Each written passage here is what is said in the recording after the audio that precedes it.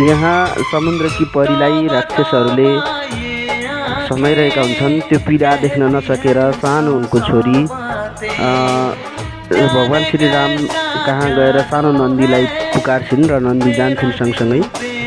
त्यहाँ अक्टोपसको राक्षसहरूले माछाको राक्षसहरूले ती रानीलाई कुटिरहेका हुन्छन् अनि त्यसलाई बचाउनका लागि सानो नन्दी जान्छन्, तर ती राक्षसहरूले त्यो नन्दीलाई मारिदिन्छन् पीडामा।